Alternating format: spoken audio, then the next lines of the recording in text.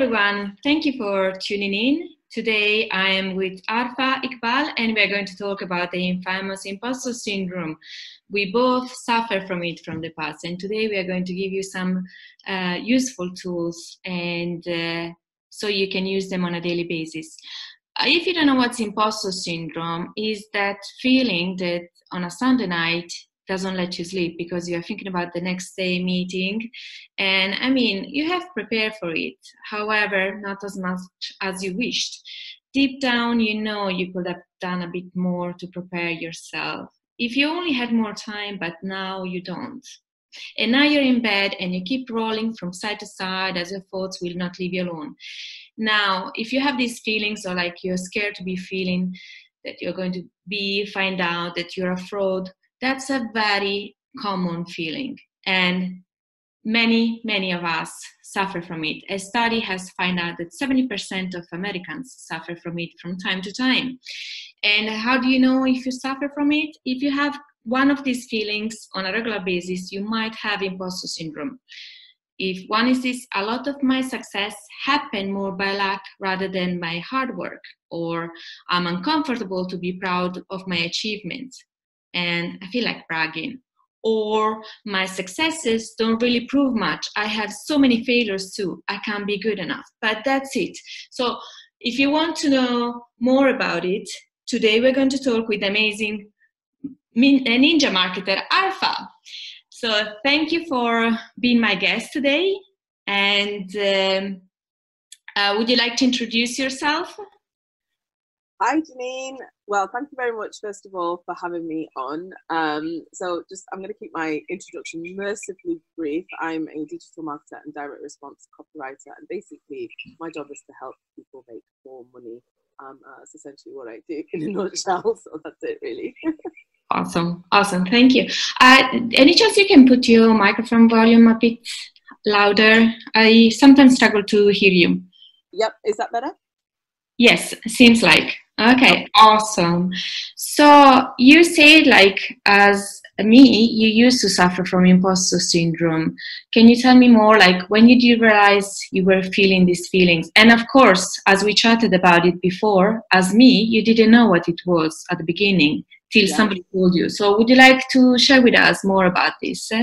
Yeah, so basically, I mean, my background is like, I'm a self-taught marketer, and when I started getting myself out there, and I remember being at a mastermind actually, and I really felt like I was the stupidest person in the room, and I had no confidence to speak. Like, we would have quarterly meetings, and we'd be there for 2 days, and honestly, for the first, I'd say probably about 3 meetings in before I could really feel a little bit more relaxed, and I would try to avoid talking to people. I wouldn't put if I had anything to say, I would keep it to myself, because I kept thinking anything that's going to come out of my mouth right now is going to be stupid and everyone's going to laugh at me. And I didn't know, like, what's the problem? And I just thought, it's a lack of confidence. It's a lack of confidence. I remember having a chat with a friend of mine, and she was the one that actually said to me, she goes, how is this whole thing making you feel? And I said, I don't know. I think I feel like almost like I'm a fraud, and I don't deserve to, I don't deserve to be in that room. And, and there was all these like horrible feelings of insecurity coming up. And she's like, you've got imposter syndrome. And I'm like, what is that?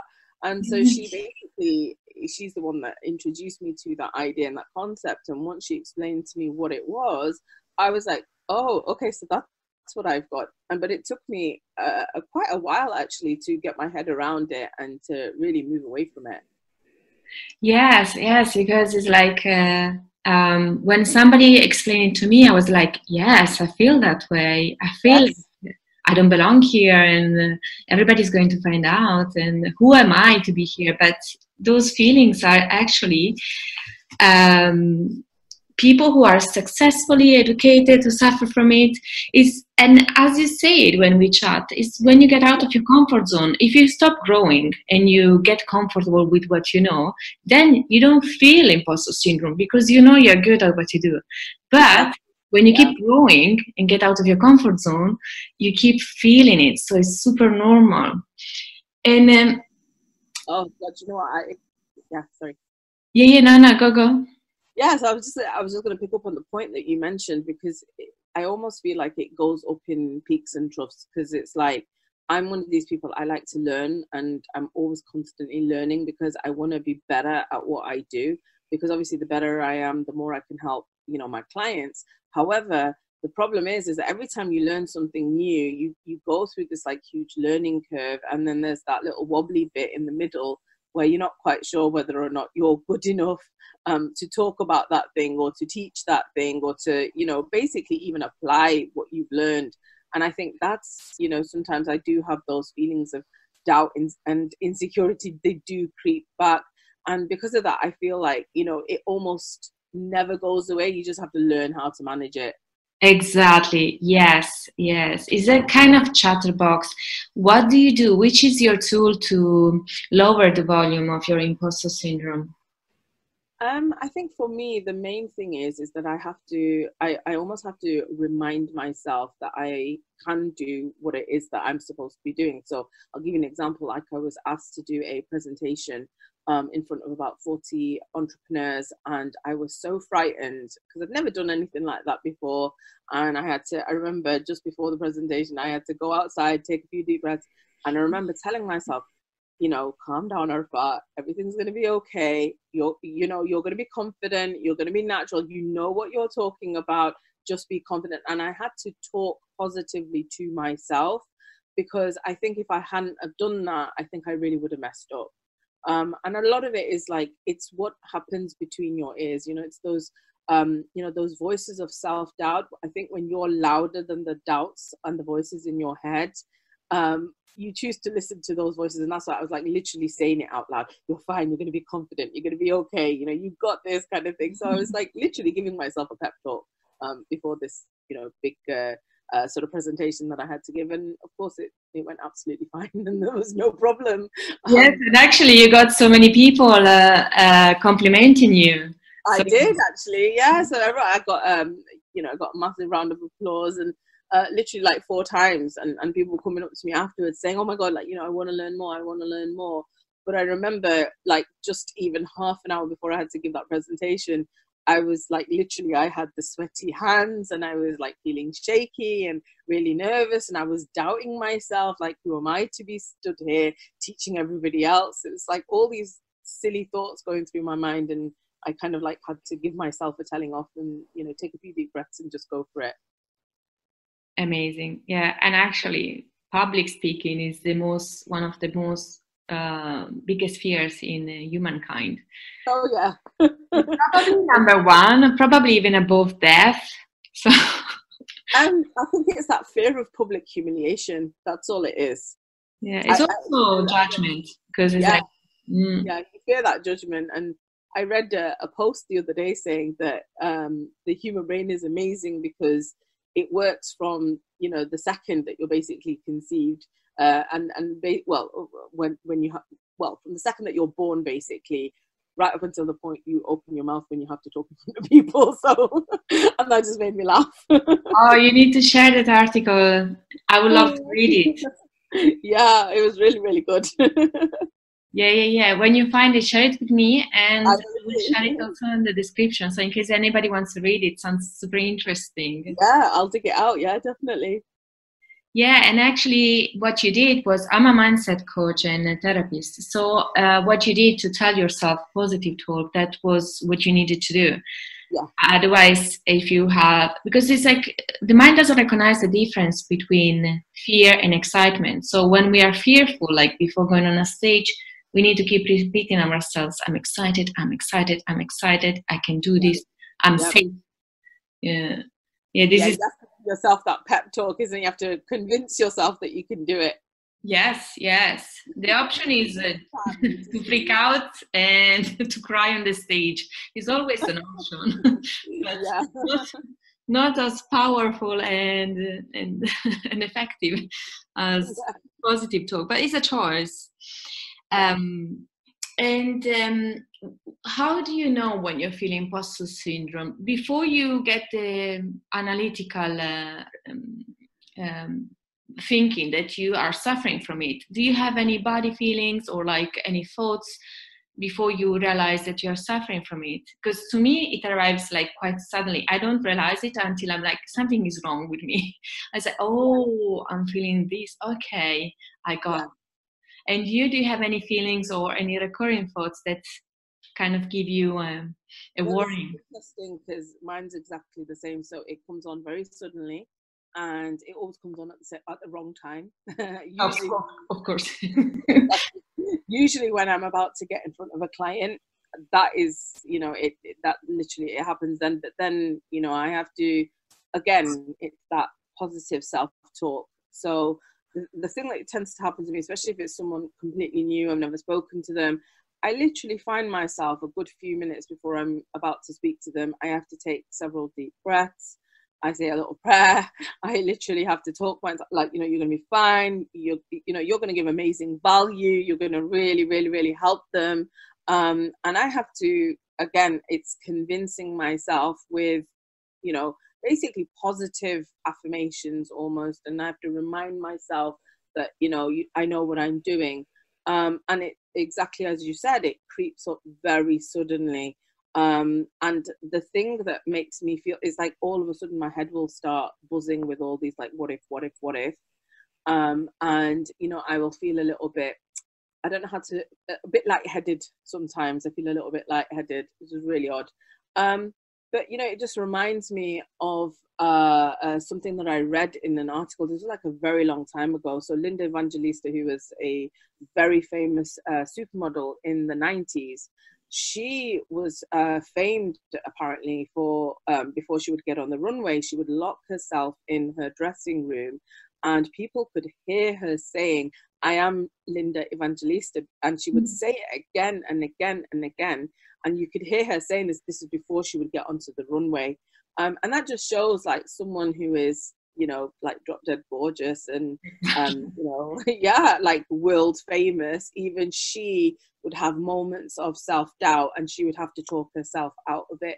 So I think everyone to some degree suffers from it, whether they recognize it or not. And I think it's exactly what you said. I think it's that fear of being found out or not being good enough, or that fear of being judged, or even like in my case, being embarrassed that something's going to go wrong. So I think all of these fears, they kind of like, the brain likes to keep you safe, and I feel that anything that is perceived as slightly outside of that comfort zone is perceived as a threat by the body, and that's the reason why you start behaving like that. Exactly, because it's out of the familiar. So when we do something new, the mind thinks it's dangerous. Yeah, it wants to protect you. Yes, this is why smokers or heavy drinkers or drug users struggle to get out of their habits, because whenever they try to stop, to quit, the mind is like, it's danger. We lived with this kind of habit for over 10 years. We are safe. Let's keep doing that. Because the mind role is not to keep us happy, it's to keep us safe and keep us safe in the familiar. This is what my amazing mentor and teacher, Marisa Pierre, taught me. The thing is, this conversation we are having with Arfa today is just the two of us. We both agree on one thing, that imposter syndrome is very unpleasant, but it's super worthy, because it means you are getting out of your comfort zone, that you are growing. Yeah, that's the best thing ever. Because if you don't grow, how are you going to improve as a person, and how are you going to continue to help your clients? It's so important that you do push yourself out of your comfort zone. Exactly. Yes, Arfa, I totally agree with you. So a permanent solution doesn't exist unless you stop growing. You agree with me? Yeah. Oh yeah, 100%. Because it's easy to be safe. Exactly. But you know what, in this world, if you want to stand out and you want to be something, you have to get, well, I always say, get comfortable with being uncomfortable. That's how you should. Yes. I love that phrase. I can't remember who said it. Probably somebody famous, but I love that quote. I think most of them famous, yeah. Yes, absolutely. So let me see if I ask you all the questions.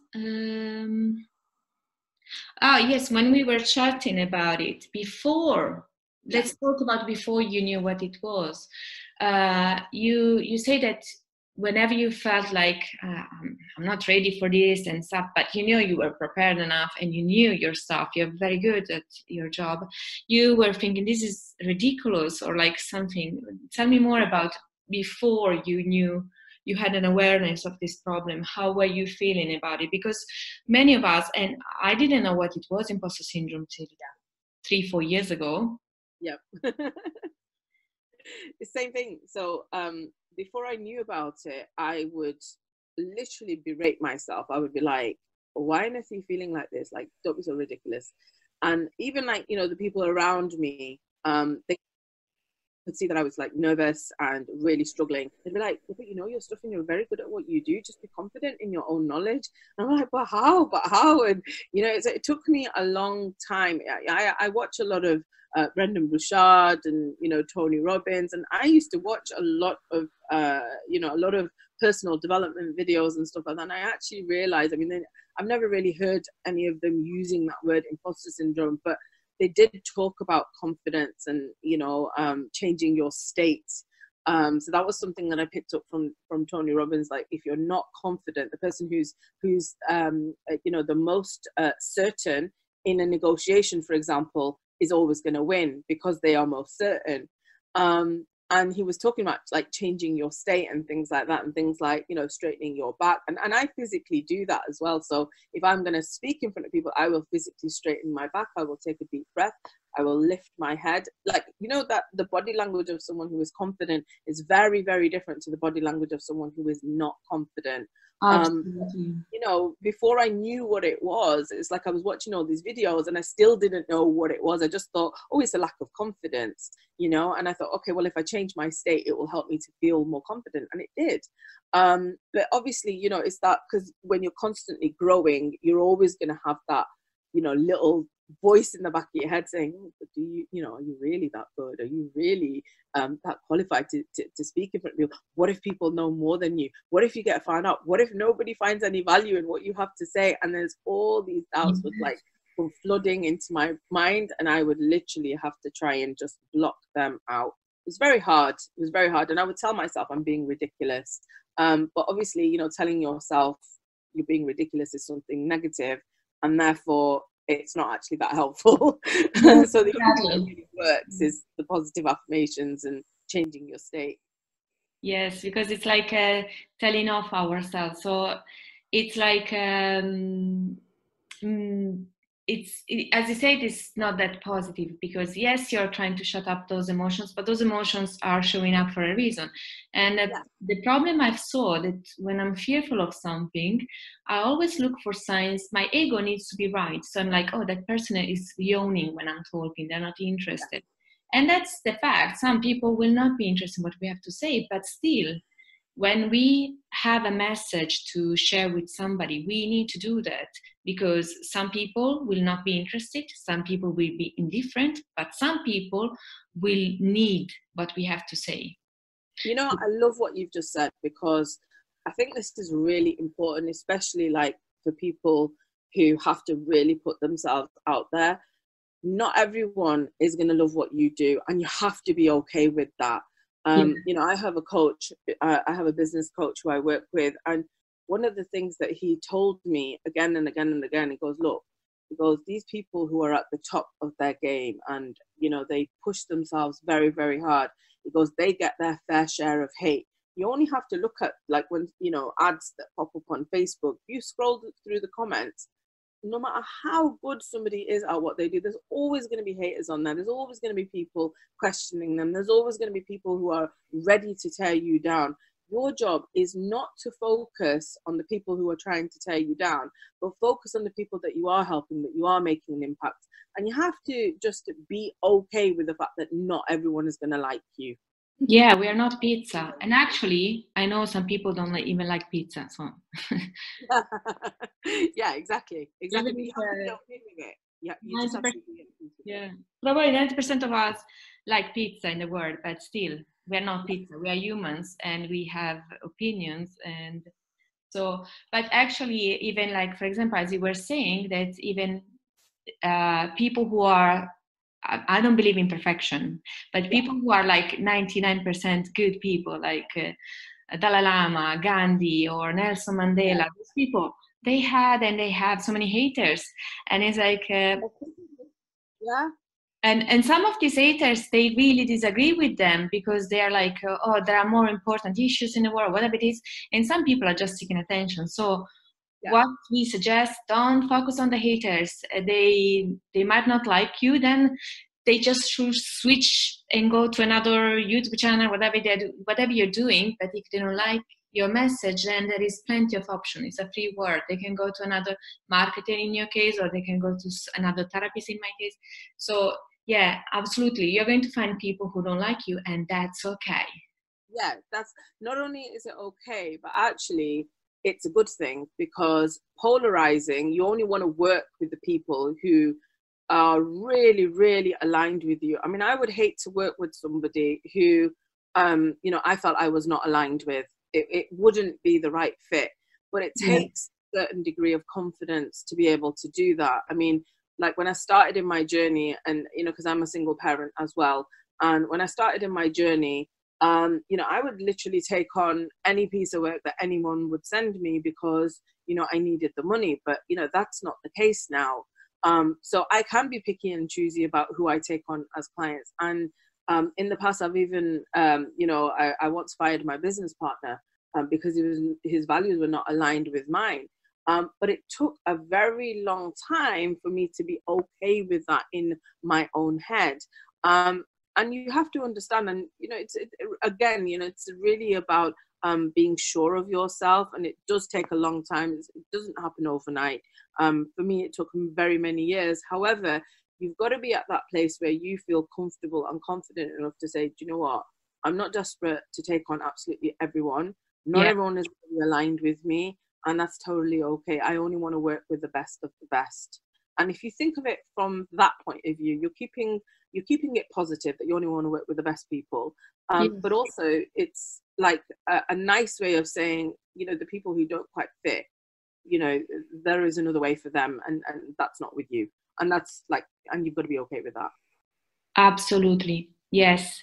Because also a client that is not our ideal client, they give you a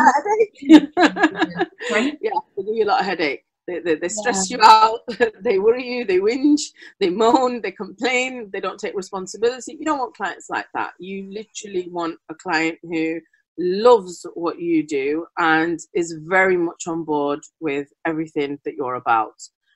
Once you find people like that, like your tribe, right? Once you find that tribe, you know, people are either gonna, you know, they're either gonna swim towards you or they're not. You know, if you look at people like Gary V, for example, Gary Vaynerchuk, he's very polarizing. Like, he uses like bad language. I don't like the bad language. It's not really my thing. However, I do think that his message is very good overall, minus all that swearing and everything. But he, you know, it makes no bones about the fact that he is very polarizing, and he says it like he doesn't apologize for it at all. You either like him or you don't. A bit like Marmite, you know, it's like either you love it or you hate it. There's not really an in-between kind of thing. I don't hate him, I just don't like the swearing. I do think his, you know, his overall messaging, I've heard a few things from him, and I think, yeah, you know what, actually you've got a very good point. But do I choose to, I don't hate him, but do I choose to follow him, or do I choose to really make a point of listening to him all the time? No, I don't, simply because, you know, the language and everything, it doesn't really fit with me, and that's okay, but I'm not going to hate on him for it. But there are people out there who would do that. They would hate on you for it. So it's totally okay, and you have to find your own way. And I think that a lot of that comes from a lot of deep internal work. I don't think it's something that you can just suddenly just be okay with, and sometimes you do need to work through it. Yeah, but this all triggers the imposter syndrome. Is like, why they don't like me, am I not good enough, and blah blah blah, all the rabbit hole again. And I think that really stems from insecurity. Insecurity that, you know, you yourself are not enough. And obviously, you know, you and I both know that that's absolutely not true. It's just, and it's actually a very common feeling. We are if you suffer from imposter syndrome, you are in a very big group, in a big yes. Yes. Well, even famous people get it, so it's all right. Yes, yes. Even very smart people, even like what's her name? the well, Maya Angelou is one of. She wrote about it. Like I don't remember the phrase, but she says every time I write a book, I'm so scared that they're going to find out that this is it. She doesn't know anything about it, and she's an amazing, talented writer. Oh yeah. Brené Brown is amazing to talk about vulnerability and feeling this emotion of not feeling good enough or insecure about ourselves is a very big vulnerability, and actually sharing it is a very, very powerful tool. So if you suffer from imposter syndrome, share it with somebody, call it out, and it becomes less scary. Because the problem with imposter syndrome is that when you suffer from it, and also when we had a chat with you, Arfa, you told me that you had the same feeling, is that when you feel it, it's like you think you're the only one feeling it, because nobody speaks about it. So you're like, is it just me? Is it just me feeling not smart enough? I don't know what it is. So it feels very lonely, because it's like, is it just me? And it's not, because more than half of us is thinking the same thing at the same time, probably. I thought I was just being weird because I didn't know what it was. And before I found out where it was, I just thought it was me. I thought I was the only person that had this problem. Turns out that's absolutely not true. And actually, the research shows that it's mostly very intelligent people that tend to suffer from it the most. Yeah, educated, successful. Yeah. Men suffer from it as much as women. However, as I'm sure, as you know, men are more action oriented, so they don't get paralyzed from the fear. They just try to speak up at the meeting, even if everybody else is more senior. They tend to be more action oriented. They tend to be more like fearless in speaking up.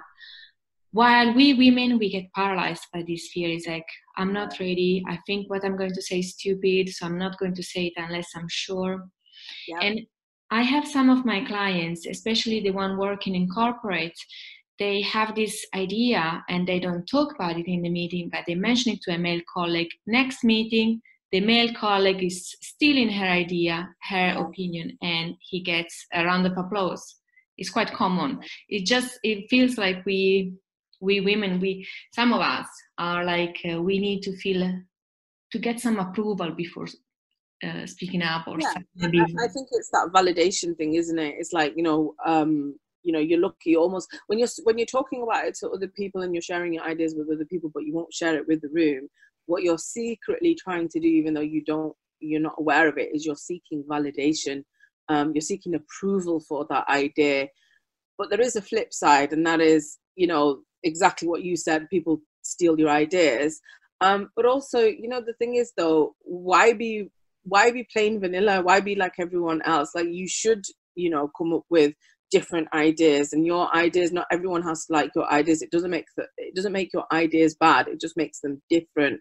Yes. Sometimes if you've got an idea that's like really out there, that can be very scary as well, because for other people, because it's like, oh, she's got a really good idea, so you know what we'll do, we'll just go and put her down because we don't want her to actually do that thing, and I have seen this happen. So I have a friend of mine, and she started her own business, and she's really suffered with imposter syndrome. One of the things that I noticed, and it was mostly her family that was doing it, they were really shooting her ideas down, and she's got some like really big plans for her business. And I was just like, you've got to ignore the haters, just ignore them. She goes, yeah, but it's hurting me, it's bothering me because it's my family, they're all telling me I'm no good and that I'm never going to do anything with it. And I said, yeah, maybe because they can't do anything with it themselves, they don't want you to do it either. But she has got an amazing idea, and I'm not, I keep trying to encourage her and I keep trying to explain that to her. But I think a lot of it is, again, it's that fear that, if it doesn't work out, then everyone's going to laugh at you anyway, So, but the thing is, though, if you don't try, you failed by default. you know, and I see my son doing this as well, by the way. So, you know, he's not the most confident of readers. So if he sees like a really difficult word, he's 10 years old, by the way. So if he sees like a really difficult word, he doesn't even like to try to attempt it because he thinks that everyone's going to laugh at him. But I just encourage him to go for it anyway. And it's taken him a very long time to sort of get away from thinking that everyone's gonna laugh to actually, oh, do you know what, I gave it a go and I tried it and it worked anyway. So awesome. Yeah. Good for you that you pushed him to do it anyway, because Yeah. somebody might have laughed in the past, so he might have been paralyzed. And also about your friend, she should just do her thing. The thing is, when your own family doesn't believe in you, it's quite painful, but it can be also fuel that is like she's going to make it work despite her family. And actually, the family might not be even mean people. They must have grown with parents themselves that say, you're not doing anything in life. Who do you think you are? All these thoughts are usually hereditary from generation to generation. So she has the choice to break this pattern, be successful. It might be that when she becomes successful, her family are going to be very uncomfortable with that. But needs to decide, do I need to make them happy, or shall I live my life? And if they don't like it, well, I can't do anything about it, because if they want to keep her small. Well, it's small is comfortable, isn't it? Yes. That's what it is. It's like, small is comfortable, you know. You know, and it's like same with me and myself on my own journey, because, you know, when I started out as a freelancer, and then I, you know, was a project manager for, you know, a very big company, and I did that for 5 years, and I was just purely doing digital marketing. And then, you know, and now I've set up my own company, and, you know, I'm not going to say who it was, but a certain someone from my, well, not from my family, but from my past, saw that, you know, I'm doing all this stuff, and oh, you just think you're some sort of career woman. I was really trying to put me down, and I'm like, whatever. It's like water off a duck's back. I think a few years ago I probably would have cared, you know, what this person is saying, but like I don't care anymore. I'm just like, yeah, whatever, you know. Well done, Arfa. Yeah. Yeah, I'm like, you already say that because you're jealous. You know, I'm not going to say it to their face, but, you know, that's what I'm thinking. But I just ignore, you know, I think the best thing is if you're hearing a lot of doubt coming from other people, you have to learn to block it out, and you have to learn not to care, because their path is not the same as yours. And, you know, you are different. You're not the same as everybody else, because if everyone was the same, we'd all be boring. So you've got to be confident in yourself, and you've got to do your own thing. You've got to find your own way, and you are going to make mistakes along the way, but that doesn't mean that you should put yourself down for those mistakes, because you learn more from the failures than you do from your successes. Yes, failing is good. I mean, we shouldn't try them on purpose, but failing is good because it teaches much, and it's like it also keeps us humble, because sometimes we think, I know how to run my business, I should do this in like linear, because this is what society make us believe, that life is linear. Nothing is linear in life, guys. And so it's absolutely true. It's keeping changing the direction. It's like when we're going in the wrong direction, and a mistake might happen to make us think, maybe this is not really my direction, maybe I should try something else. So it's very good. Yeah, excellent. So to recap, guys, thank you for listening. And if you feel imposter syndrome, is a very good thing. It means you're normal, and it means you are growing. And today we talk with amazing Arfa Iqbal. She's a marketing ninja. And if you need any help with digital marketing, contact her. She's amazing. And she's one of those people that, even if she's a super expert and knowledgeable, she will not use any jargon when she talks to you. She will talk to you in a very clear way, and you will understand what she means and everything. She's amazing. So if you're looking for a digital marketer, I'm going to share in the description her website and her contact details. Brilliant. Thank you so much, Janine. It was Arfa, thank you ever so much for my very first podcast. For being my first guest ever. Oh, thank you. Thank you. Here's to many more. Awesome, awesome. Thank you. I wish you a lovely day, guys, everybody who listen, and thank you ever so much again, Alpha, for today. I really Oh, thank appreciate. you. Excellent. Thank you. Bye, bye, bye.